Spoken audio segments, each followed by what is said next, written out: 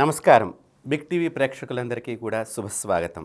మన ప్రేక్షకులందరికీ కూడా అనేకమైనటువంటి విషయాలు, సనాతన ధర్మానికి సంబంధించిన విషయాలు తెలియచేయాలనేటువంటి చక్కని ఉద్దేశంతో ఈ కార్యక్రమాలన్నింటినీ కూడా మనం చేస్తున్నాము. బిగ్ టీవీ ప్రేక్షకులందరికీ కూడా వినాయక చవితి శుభాకాంక్షలు తెలియచేస్తూ, వినాయక చవితి పర్వదినాన ఎలా జరుపుకోవాలి అనేటువంటి విషయాలన్నీ కూడా మీ అందరికీ తెలియజేసే ఉద్దేశంగా ఈ విషయాలు మీ ముందుంచుతున్నాము. వినాయక చవితి అనగానే పిల్లల పండుగ. మనకి చిన్నప్పటి నుంచి కూడా పిల్లలందరూ కూడా ఈ కార్యక్రమంలో పాల్గొనటం, ఈ కార్యక్రమాల్లో పిల్లలే ఎందుకు పాల్గొనాలి అనేటువంటి ముఖ్య ఉద్దేశాన్ని కనుక మనం గమనించినట్లయితే, మన పండుగలో ప్రతి చెట్టు దగ్గరికి వెళ్ళి ఆ యొక్క చెట్టు యొక్క పత్రాన్ని కనుక తుంచినట్లయితే, ఆ చెట్టు నుంచి వచ్చేటువంటి ఒక వాసన ద్వారా వీరి ఊపిరితిత్తుల్లో ఉండేటువంటి ఏదైనా దోషాలు ఉంటే అవన్నీ కూడా తొలగిపోతాయి అని ఆయుర్వేద శాస్త్రం చెప్తున్నది. అందుకని పిల్లలకి చాలా చిన్నప్పటి నుంచి కూడా చాలామందికి జలుబు చేసేటువంటి లక్షణం ఎక్కువగా ఉంటుంది. ఈ లక్షణం వలన వారి ఊపిరితిత్తులు బలహీనంగా ఉంటాయి. కాబట్టి ఆ బలహీనతను పోగొట్టడానికి మొదటి నుంచి మన పెద్దవారు ఈ వినాయక చవితి పండుగని పిల్లల పండుగగా మార్చడంలో గల ఆంతర్యం అది. వక్రతుండ మహాకాయం కోటి సూర్య సమప్రభం నిర్విఘ్నం కురుమే దేవా సర్వకార్యేషు సర్వదా అంటే వారి శ్లోకంలో ఎంత గొప్ప అర్థం ఉన్నదంటే, వంకరగా తొండము కలిగినటువంటి వాడు వక్రతుండ, మహాకాయం అంటే చాలా పెద్ద శరీరాన్ని కలిగి ఉన్నటువంటి భగవంతుడు వక్రతుండ మహాకాయ, కోటి సూర్య సమప్రభ అంటే ఒక్కసారే కోటి మంది సూర్యులు ఉదయిస్తే ఏ మాదిరిగా ఆ ప్రకాశం ఉంటుందో, ఆ యొక్క వినాయక స్వామి వారి దగ్గర అంత అత్యంతమైనటువంటి ప్రకాశము. అంటే ఇక్కడ జ్ఞానము, శక్తి, బలము, ఆరోగ్యము, ఆయువు అన్నీ కూడా వారి దగ్గర లభిస్తాయి. అలాంటి విఘ్నేశ్వరుడికి నేను నమస్కరిస్తున్నాను అనేటువంటిది దానిలో ఉన్న గొప్ప అంతరార్థం. ఈ వినాయకుడు ఈ తొండం ఎందుకున్నది వంకరగా, అసలు తొండం ఎందుకున్నది వినాయకుడి కానీ మనం ఆలోచన చేసినట్లయితే, ఈ తొండానికి ఒక లక్షణం ఉన్నదండి. ఈ తొండము ఎంత దూరం ఉన్న నీటినైనా అలా తన దగ్గరికి లాక్కోగలుగుతుంది. ఆ గాలి ద్వారా ఆ నీరును లాక్కోగలుగుతుంది. పంచభూతాలలో ఈ శక్తి, నీరు అనేటువంటిది ఒక శక్తి ఉన్నది. కాబట్టి ప్రతి మనిషికి కూడా నీరే జీవన ఆధారము. ప్రతి మనిషి శరీరంలో కూడా 78% నీరు ఉన్నది అని శాస్త్రవేత్తలు కూడా చెప్తున్నారు. కాబట్టి అలాంటి నీరుని శరీరంలో ఉంచుకున్నప్పుడు అనారోగ్యాలు గురి కాకుండా ఉంటాడు మనిషి. కాబట్టి నీరుని చాలా శుభ్రంగా ఉంచుకుని, చాలా పవిత్రంగా భావన చేసి, మన పూజ దగ్గర కూడా ఒక కలశంలో నీరు పోసి గంగే చెమనే చేయవా అని మన కుడి చేయిని పెట్టించి, అక్కడ ఉండేటువంటి అర్చకుడు కానీ, బ్రాహ్మణుడు కానీ, పూజారి కానీ మన చేత పూజ చేయించేటప్పుడు ఆ కలశం మీద చేయి పెట్టి మంత్రాన్ని చదువుతూ ఉంటారు.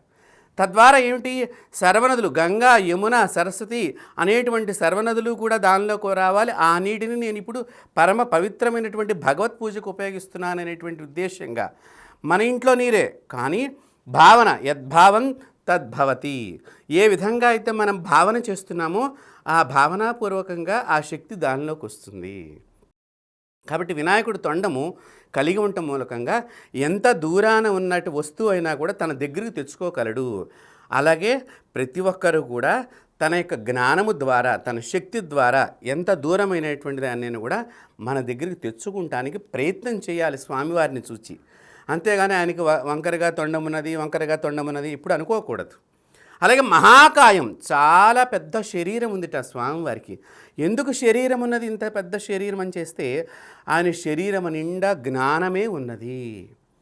ఎక్కడో 2.5 కిలోమీటర్ల దూరంలో వేదవ్యాసులు వారు కూర్చుని, 2.5 కిలోమీటర్ల కింద గణపతి కూర్చుని సర్వశాస్త్రాలని, అష్టాదశ పురాణాలని, మహాభారత భాగవత గ్రంథాలన్నింటినీ వేదవ్యాసులు వారు చెప్తుంటుంటే వినాయకుడు ఆపకుండా తన యొక్క రచనలన్నింటినీ కూడా పూర్తిగా సంపూర్ణం చేశారంటే, 2.5 కిలోమీటర్ల దూరంలో ఉండేటువంటి స్వామివారు వేదవ్యాసులు అనేటువంటి పరమ పవిత్రమైనటువంటి గురువు గారు చెప్పేటువంటి విషయాన్ని చాట అంత చెవులు చేసుకుని ఆ జ్ఞానాన్నంతటినీ కూడా లోపలికి రంగనించుకుని శరీరం అంతా నింపుకున్నట్టండి. శరీరం అంతా స్వామివారికి ఏమున్నది, జ్ఞానం ఉన్నది. అంత జ్ఞానం ఉన్న స్వామి ఎంత కుదురుగా కూర్చున్నారండి. అనింద్యుడు అంటే నిందలు లేనటువంటి వాడు వినాయకుడికి వాహనం కింద మారుతారు. మనం దాన్ని ఎలక ఎలక ఎలక మూషికము మూషికము అని సంస్కృతంలో తెలుగులో చెప్తూ ఉంటాం. కానీ నిందలు లేని కలిగిన ఎవరికైతే నిందలు ఉండవో వారు వినాయకుడికి వాహనం కింద మారుతారు. అలాంటి చిన్న చిట్టి ఎలిక మీద ఆయన ఎంత చక్కగా కూర్చున్నాడు. ఇంత శరీరం కలిగినటువంటి వినాయకుడు చిన్నగా కూర్చున్నాడు అంటే మీరు ఆలోచన చేయండి. మనకి ఈ రోజుల్లో ఆలోచన చేసినట్లయితే చిన్న ఇల్లు సరిపోలేదండి, మాకు పెద్ద ఇల్లు కావాలి. సరే, 2 బెడ్రూమ్లు ఇల్లు సరిపోలేదండి, 4 బెడ్రూములు ఇది సరిపోలేదండి, విల్లా అంటే మనిషికి తృప్తి లేకుండా పెరిగిపోతుంది కోరిక పెరుగుతోంది, మనసులో భక్తి తగ్గిపోతున్నది.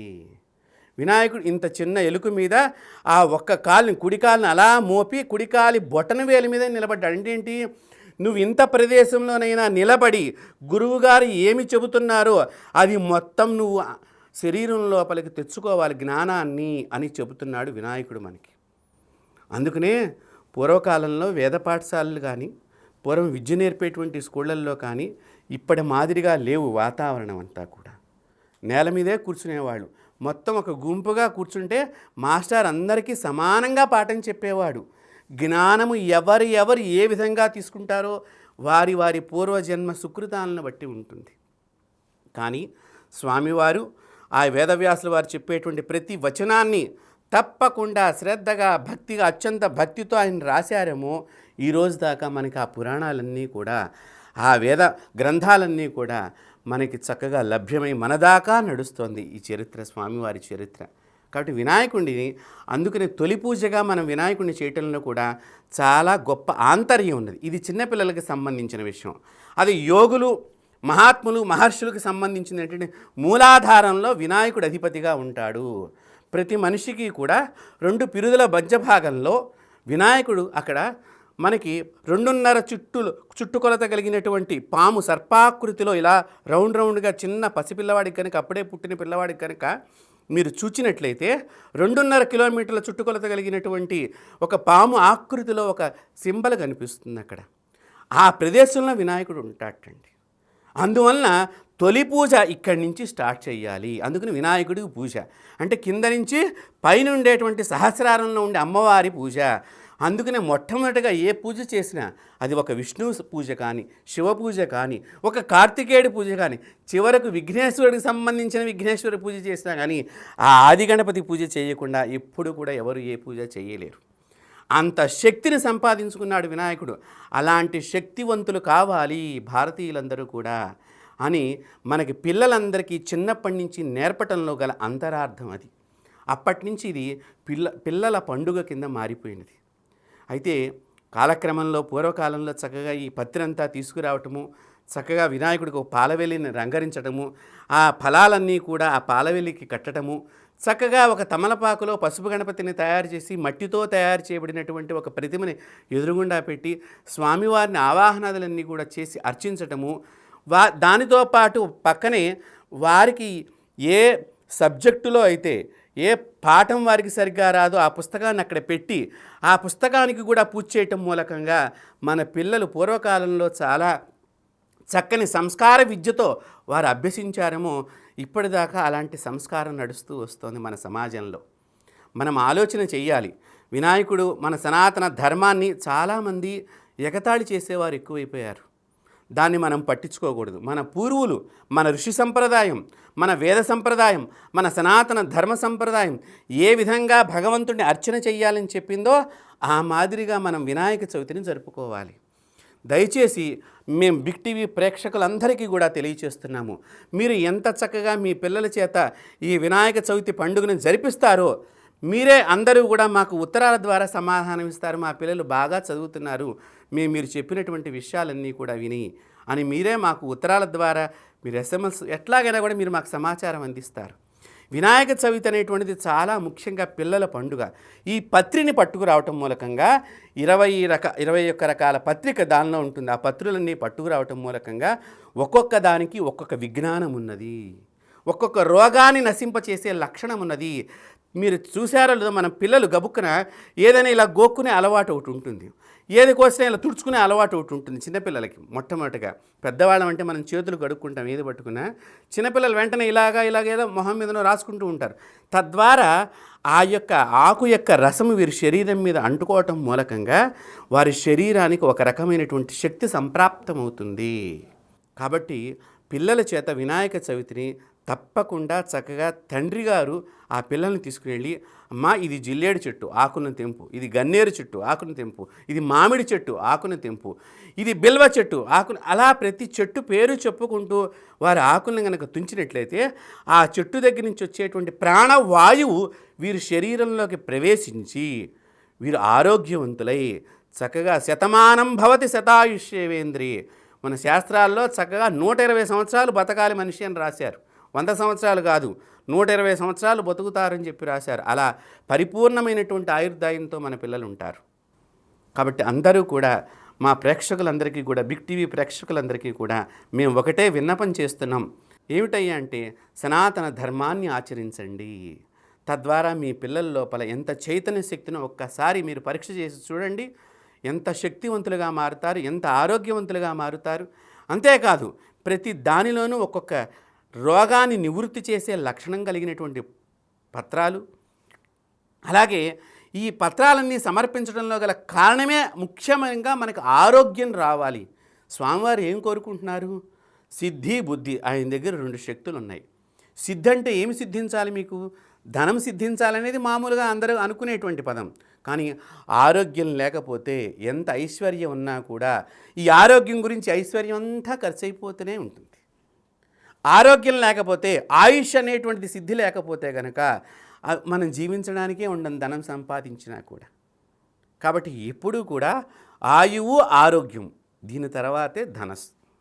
కాబట్టి ఆ ధనాన్ని అప్పుడు ఆలోచన చేయాలి. ముందర నీ శరీరం బాగుండాలి. ఈ శరీరం అనేది భగవంతుడు ఒక చక్కని అమ్మ యొక్క కడుపులోంచి మనకి ఉద్భవించేట్టుగా చేశాడు. ఆ మహాతల్లికి ముందర చక్కగా మాతృదేవో భవ. వినాయక చవితి రోజున పిల్లలందరూ కూడా చక్కగా బిగ్ టీవీ ప్రేక్షకులు చూసేటువంటి ప్రేక్షకులందరికీ నేను ఒకటే చెప్తున్నాను, మీ అమ్మగారికి నమస్కారం చేయండి. మాతృదేవో భవ వినాయకుడు చేశాడు. వినాయక పూజలో రహస్యం చెప్తున్నా నేను మీకు, ఆ రహస్యాన్ని చెప్తున్నాను. స్వామివారికి పదవి కావాల్సి వచ్చింది, వినాయకుడికి పదవి కావాల్సి వచ్చింది. పరమేశ్వరుడి దగ్గరికి వెళ్ళాడు. సొంత తమ్ముడే వినాయకుడిని హేళనగా మాట్లాడాడు. నాన్న, అన్నగారు లావుగా ఉన్నారు, పొట్టిగా ఉన్నారు, ఆయనేమి పదవి చేయగలడు అని కార్తికేయుడు సుబ్రహ్మణ్యేశ్వర స్వామి అంటే, ఎవరైతే మూడు లోకాల్లో ఉండేటువంటి 50,000 నదుల్లో స్నానమాడి ముందరగా తన దగ్గరికి వస్తారో వారికి నేను గణాధ్యక్ష పదవి ఇస్తాను అని చెప్పారు. కార్తికేయుడు వెంటనే మయూర వాహనం ఎక్కేసి పరిగెత్తి వెళ్ళిపోయాడు. కానీ వినాయకుడా చిన్న అనింద్యుడు చెప్తున్నా, అదే బుద్ధి ప్రదాయక నమః గణపతి నామాల్లో వస్తుంది. సిద్ధి బుద్ధి 2 శక్తులు ఎందుకు ఉన్నాయంటే ఆ బుద్ధి ద్వారా తను ప్రార్థన చేశాడు.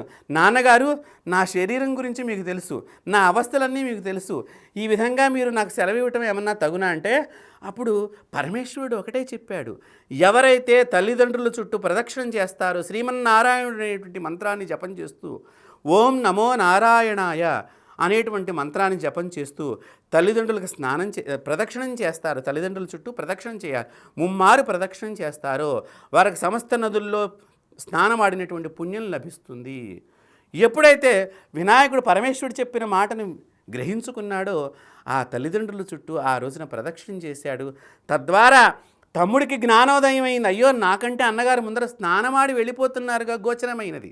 ఇక్కడ తల్లి ఆశీర్వచనం, తండ్రి ఆశీర్వచనం అత్యంత భక్తితో చేస్తున్నాడు. అందున అమ్మగారి యొక్క సోదరుడి యొక్క నామాన్ని జపం చేస్తున్నాడు. అంటే మేనమామ యొక్క నామాన్ని జపం చేస్తున్నాడు. అమ్మవారి పార్వతీదేవికి తమ్ముడు మహావిష్ణువు. కాబట్టి మేనమామ ఏం చేస్తాడు, మా అక్కగారి అబ్బాయి నన్ను ప్రాధేయపడుతున్నాడు అంటే ఇంకా ఆయన వీడిని భుజాల మీద ఎక్కించుకుని మరీ తీసుకువెళ్తాడు. అందుకని ప్రతి ఆడవాళ్ళు కూడా పుట్టింట్లో పురుడు పోసుకునే దానికి కారణం అది. అందుకని అమ్మమ్మ ఇల్లు అంటే మనకు అంత గొప్పగా కనిపిస్తూ ఉంటుంది. కాబట్టి ఎప్పుడైతే ఈ పిల్లవాడు ఆ అమ్మా నాన్నల చుట్టూ ప్రదక్షిణ చేశాడో తద్వారా నాన్నగారు అన్నగారి మహిమ తెలియక నేను అన్నగారిని విమర్శించిందని నన్ను క్షమించి ఆ అన్నగారికే ఆ గణాధ్యక్ష పదవి ఇవ్వండి. కాబట్టి ఇక్కడ కావాల్సింది ఏమిటి, బుద్ధి కావాలి. అందుకనే మనకు 4 డబ్బులు రాగానే చాలామందికి గర్వం వస్తుందండి. అంటే నేను డబ్బున్న వాళ్ళందరినీ అంటున్నాను అనుకోవద్దు, సహజ లక్షణం అది. ఆ డబ్బును చూడంగానే అందరికీ అలా వచ్చేటువంటి మానసికంగా ఒక దౌర్భాగ్యం ఏర్పడుతుంది కొందరిలో. కాబట్టి నేను అందరినీ అంటున్నాను అనుకోవద్దు. ఎప్పుడైనా కూడా డబ్బు వస్తోంది అంటే మనం పుణ్యం ఖర్చు అయిపోతున్నది. చాలా జాగ్రత్తగా గుర్తుపెట్టుకోవాలి. ధనం వస్తోంది అంటే అందరి కళ్ళు మన మీద పడుతున్నాయి. కాబట్టి అప్పుడు మనకు కావాల్సింది ఏంటి? బుద్ధి. అందుకనే ఆ బుద్ధినిచ్చేటువంటి స్వామివారిని మనం చక్కగా ప్రాధేయపడి నమస్కరించి వారి హోమమో వారి పూజని చక్కగా చేసుకున్నట్లయితే నలుగురితో పాటు మనకి ఆనందం అనేటువంటిది ఎవరు కూడా. అందుకనే ఎందుకు ఈ వినాయకుడిని పూజ చేయాలి డబ్బు వచ్చినప్పుడు ఎక్కువగా అంటే దృష్టి తగులుతూ ఉంటుంది బాగా.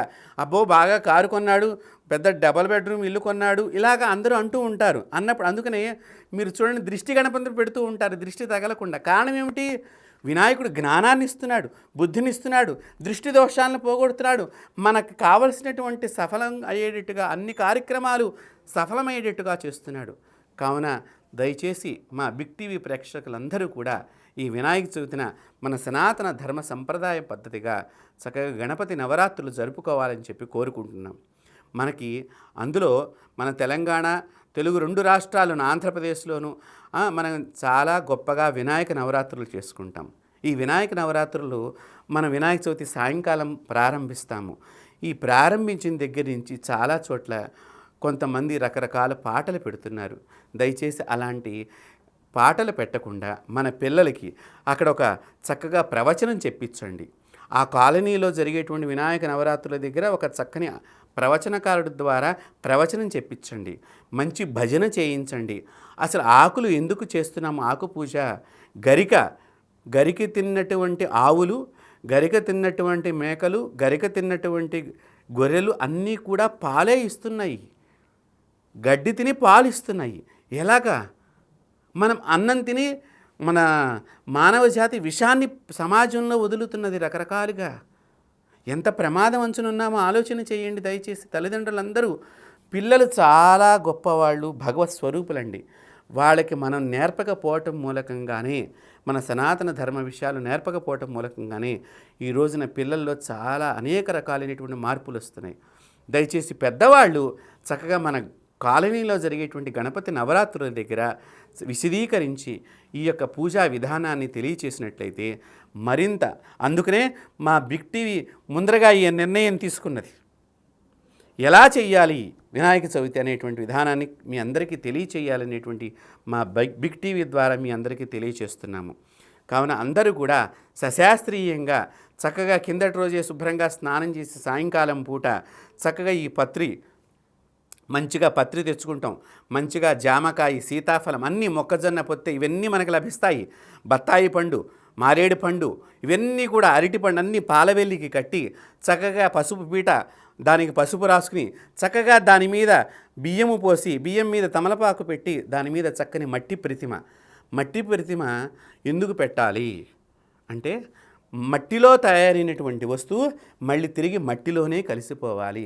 ఎప్పుడు కూడా మనిషి శరీరం కూడా అంతే, పంచభూతాత్మకమైనటువంటి శరీరం ఇది. అందుకనే మళ్ళీ ఈ 5 ఈ శరీరం కూడా నిమజ్జనం అయిపోతుంది. చివరికి అగ్నిలో నిమజ్జనం జరుగుతుంది, నీళ్ళలో నిమజ్జనం జరుగుతుంది శరీరం కూడా. చాలామంది సన్యాసులు తమ మరణాన్ని నీళ్ళల్లో కూడా వేసేసేయండి చనిపోయిన తర్వాత అని చెప్తూ ఉంటారు. వాళ్ళు మామూలుగా అయితే అందరూ తగలబెడుతూ ఉంటారు, హిందువుల్లో ఎక్కువ మంది. కొన్ని ధర్మాల్లో వారు భూమి లోపల సమాధి చేస్తూ ఉంటారు. అంటే ఏమిటి? ప్రకృతిలోకే పెడుతున్నాం. ఈ ప్రకృతిలోంచి వచ్చిన శక్తి మళ్ళీ ప్రకృతి లోపలకే వెళ్ళిపోవాలి. అందుకని మట్టితో తయారైనటువంటి శరీరము ఈ వినాయకుడి యొక్క బొమ్మని తయారు చేయటంలో గొప్ప ఉద్దేశం ఏమిటయ్యా అంటే అసలు వేదవ్యాసుల వారు ఇది మొదలుపెట్టారటండి. ఏమని? వినాయకుడు ఇన్ని వేదాలని మీరు చెప్తుంటే ఎక్కడా ఆగకుండా ఎంత బ్రహ్మాండంగా చేశాడు అని చెప్పేసి ఆయన మొట్టమొదటగా ఈ చవితి పండగ రోజునే ప్రారంభించాడు చెప్పడం. ఇది ముగింపు కూడా అనంత చతుర్దశి, మనకి నవరాత్రులు చివరి రోజున అనంత చతుర్దశి, అప్పటితో ముగింపు అయిపోయింది ఈయన చెప్పినవన్నీ కూడా. ఆ రోజున మనం నిమజ్జనం చేస్తాం. స్వామివారటండి ఈ శక్తినంతా ఆయన గ్రహించేసేట. వేదవ్యాసుల వారు చెప్తున్నారు, అక్కడి నుంచి మొత్తం పురాణాలు, ఇతిహాసాలు, అన్ని గ్రంథాలు చెప్తుంటే ఈయన మొత్తం అంత పెద్ద శక్తిగా మారిపోయాడు. ఆయన చూసి వేదవ్యాసుల వారికే చాలా ఒక నిమిషంలో భయం కలిగింది. స్వామి ఇంకా నీవు చిన్న స్వరూపాన్ని చాలించు అని చెప్పి ప్రార్థన చేయాల్సి వచ్చింది. వినాయకుడు అంత శక్తివంతుడు. అందుకని వినాయకుడిని పూజ చేసిన తర్వాత ఆయన కూడా గంగా ప్రవేశం చేయించారు వేదవ్యాసుల వారు. అప్పటి నుంచి మనం కూడా నవరాత్రులు అవ్వంగానే స్వామివారికి నిమజ్జనోత్సవం అని చేస్తున్నాం. కాబట్టి వినాయకుడి యొక్క నిమజ్జనం ఎందుకు చేయాలంటే ఇది అంతరార్థం. శక్తిని రోజు పెట్టుకుంటే ఆహారం ఎక్కువ అడుగుతుంది, మనం రోజు చేయలేము. అందుకని 11 రోజులో 7 రోజులో 3 రోజులో 5 రోజులో పెట్టుకుని అక్కడక్కడ మన వినాయక పందిళ్ళల్లో నవరాత్రులు చేస్తూ ఉంటాం. కాబట్టి చక్కగా మీరందరూ కూడా దయచేసి స్వామివారికి ఇష్టమైన పదార్థాలు ఏవి? ఉండ్రాళ్ళు. ఈ ఉండ్రాళ్ళు ఎందుకు తినాలి? పొట్ట లోపల అజీర్ణ వ్యాధులను తొలగిస్తుంది. ఈ వాతావరణం వినాయక చవితి నవరాత్రులు కలిగేటువంటి వాతావరణం వర్షం పడుతూ ఉంటుంది. శరీరం లోపల ఆవిరి కుడుములు కనుక పడ్డట్లయితే బయట వాతావరణానికి ఈ ఆవిరి కుడుములకి చక్కగా గర్భం లోపల ఆహారం అరగటానికి ఇబ్బంది లేకుండా అరిగిపోతాయి. అందుకని దానిలో పచ్చిశనగపప్పు పెసరపప్పు వేసి మన వాళ్ళు ఉండ్రాళ్ళ కింద తయారు చేస్తారు. కాబట్టి అరిగిపోయేటువంటి ఆహారం నేను తింటున్నాను, ఈ వాతావరణానికి మీరు కూడా అలాంటి ఆహారాన్ని తీసుకోండి అని స్వామివారు మనకి సెలవిస్తున్నారు. కావున బిగ్ టీవీ భక్త ప్రేక్షకులందరికీ కూడా ఒకటే విన్నపం, సనాతన ధర్మంలో చెప్పినట్టు విధానంగా మనం ఈ సంవత్సరం వినాయక చవితి పండుగని ప్రకృతిని పరిరక్షించే విధానంగా మట్టి గణపతిని పెట్టుకుని పూజించాలని చెప్పి అందరికీ కూడా నేను తెలియచేస్తూ, సర్వే జనా సుఖినో భవంతు, లోకాన్ సమస్తాన్ సుఖినో భవంతు. ఓం శాంతి శాంతి శాంతి. For more videos like this, subscribe Big TV channel.